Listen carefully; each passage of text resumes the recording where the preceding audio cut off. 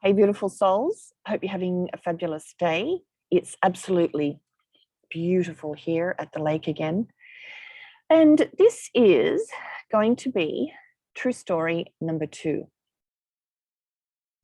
So a number of years ago, I took my car to the mechanic, and he told me that it was on its last legs, that it had developed a fault that was ultimately going to be very expensive to fix. So, and in fact, so expensive, it would be cost more than the value of the car. So there was no point in doing it. But that I still had a few months to go, but that ultimately it would need to be essentially sold for scrap. And so I decided to create a new car. And the car that I thought and settled on was a VW, one of the new VWs, the ones with a very rounded shape. So the first process I used to go about this whole manifestation was to draw the car on a card and to color it in and to sign it. And to sign it is to take ownership of what it is you wish to create. Then the second process is called the neighborhood walk, and it is a walking, open-eyed meditation. And you get into sort of an alpha state, sort of a light trance state as you're walking. And what that does is put your objections in a way to the side. You're not in beta. You're not going, oh, this is ridiculous. I don't believe this. I don't know how this could happen. You don't when you're in alpha. You're just out of beta into a sort of a light trance. So every morning I would get up very early and go for a walk on this dirt road that was out the front of the property I was living at, and just walked in this alpha state, visualizing the car in my mind's eye and visualizing rubbing my hand over the shape of it, feeling the metal, seeing the shape of the back of it, and walking up the side, opening the door, getting in, and holding the wheel, and also driving along the roads and seeing the color of the hood of the car as you're driving along. So I did this probably for about 10 minutes each morning. And I did lots of other things in this walking meditation, but I just devoted 10 minutes to the car. And it was so much fun. And I would say that is a key to the creation process, that I didn't come from a place of need or have to or shoulds or desperation. It was just a fun, let's have a go at this. Let's just see what happens. So literally 2 weeks into this process of 10 minutes a day, I go to work, and in the parking lot of where I work is this VW, and it's for sale. It's got a for sale sign on it.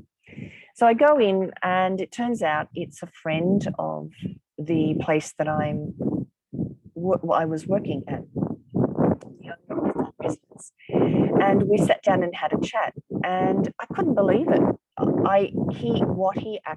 His conditions were, how he wanted to sell the car to me. And what he understood my situation. So he did not want any sort of deposit. He, in fact, just allowed me to take over the payments. So he signed the car over. I had the rego, it was fully mine. And he gave me the bank account details of who he was paying. And I just started to pay it. And so because he knew me through his boss, he felt confident in me in being able to pay it.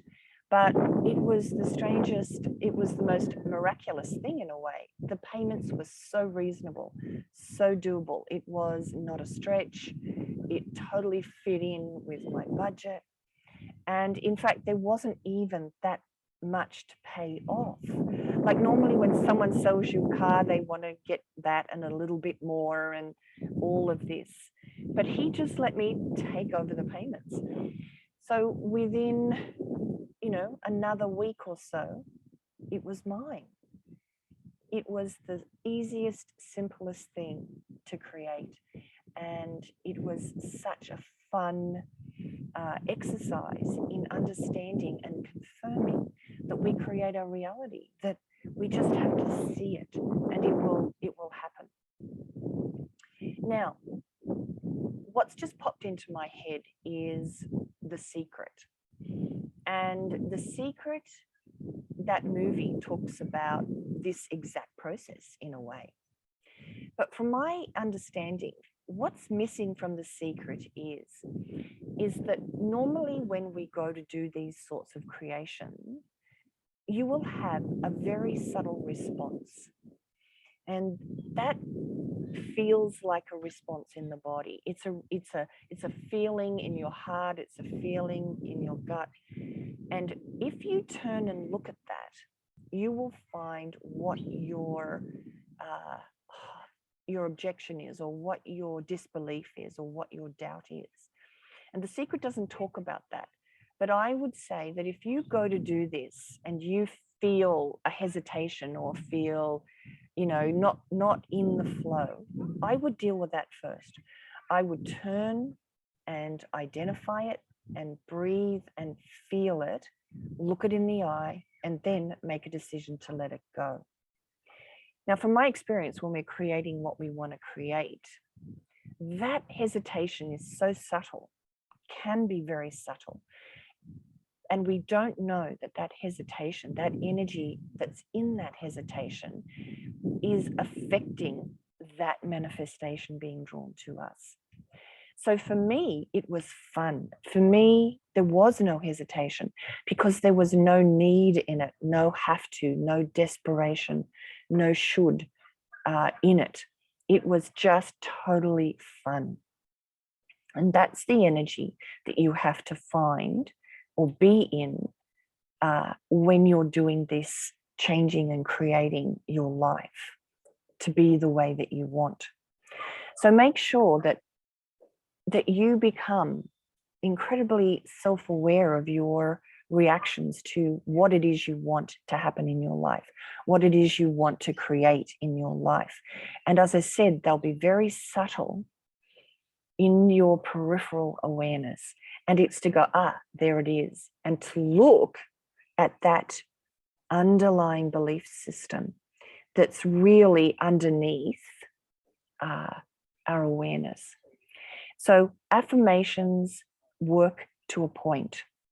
But if you don't look at what you really feel deep down, and from my perspective, it's set up when you're a little kid, it's set up and at the core of your personality, at the foundation of your personality.